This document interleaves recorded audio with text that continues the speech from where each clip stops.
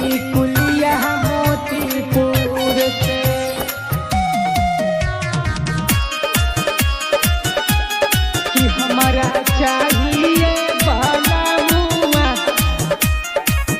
टिकुलिया मोतीपुर से सड़िया मानिकपुर से जी चूड़िया सोनापुर से सड़िया मानिकपुर से जी चूड़िया सोनापुर से चूड़िया सोनापुर से कि हमारा लादा है बालामुआ टिकुलिया मोतीपुर से कि हमारा लादा है बालामुआ टिकुलिया मोतीपुर से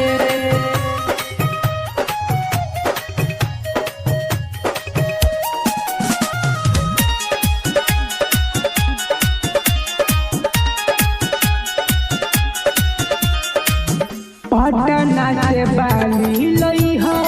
अरवल से माला करना बहाना पिया तनी न सोहाला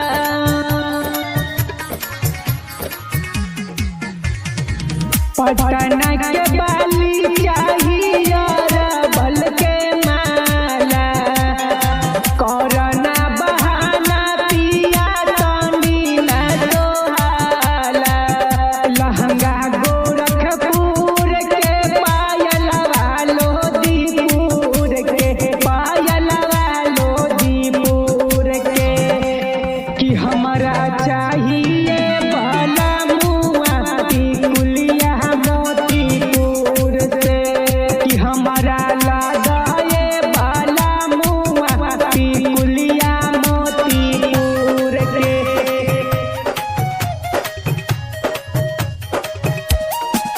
कि हमारा चाहिए